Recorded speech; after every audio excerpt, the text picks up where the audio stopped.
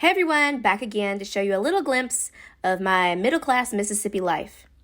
Today I am sewing my cushion closed. So my girls were building forts in the living room, like we all did with cushions and blankets and things like that, having the time of their lives, and they ended up busting the zipper on this cushion. But right now we don't have the budget to get it professionally fixed. My sewing machine, I don't really think my sewing machine can handle this project. So we're just going to wait for now. But in the meantime, I'm going to sew it on so it doesn't keep popping off.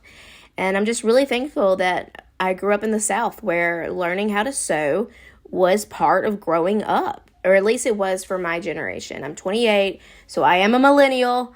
And part of my generation growing up is you at least had to know how to sew on a button. I also went on to learn how to use a sewing machine very well. I sewed children's clothing and sold the outfits for years. I continue to sew my own kids' outfits and have such a great time doing that. And so I'm thankful to know how to fix this.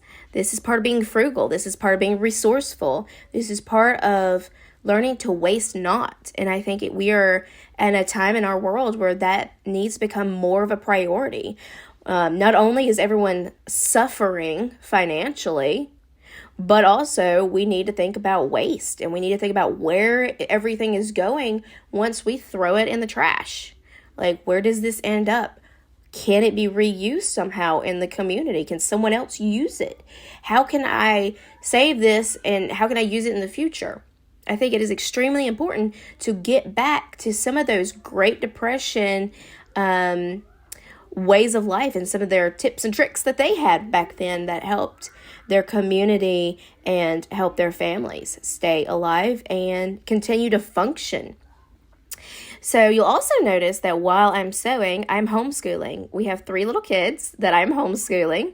We believe it is so important to know what your children are learning, know what they're experiencing, and have a first-hand account of who they are so that you can better support them as people. All 3 of my daughters have extremely different personalities. They have different strengths. They have different talents. They also have different weaknesses. And being a homeschool mom allows me to know them fully and support them and love them and pour into them in the areas that they need to be poured into. I am so thankful for the ability to homeschool here in Mississippi. Now, I do know that that's not something everyone can do. We are a single income family, and that's difficult. That's stressful. That means we don't get to have brand new vehicles. That means we don't get to take multiple vacations a year or even big, long vacations. But it does mean that when my kids are grown, they will look back and know that me and my husband sacrificed it all just to make sure that they knew that they were loved, valuable, and important, and that they could conquer the world. And that means so much more to me than any vehicle, any big house, or any trip ever would. I am so thankful to be where I am here in the U.S., where homeschooling is legal, and it is easy, honestly. And then also you'll notice I'm talking to my husband. We are talking about the presidential election coming up in 2024. Who are we going to vote for? Why are we voting for them? Who has dropped out suddenly and why? I want to encourage everyone to be taking the time to do your research.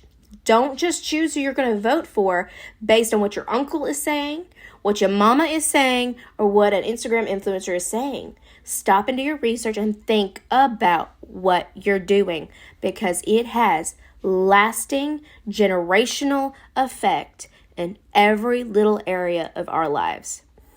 All right, everyone, I hope you have a great day, and I want to encourage you to seek the Lord in all that you do.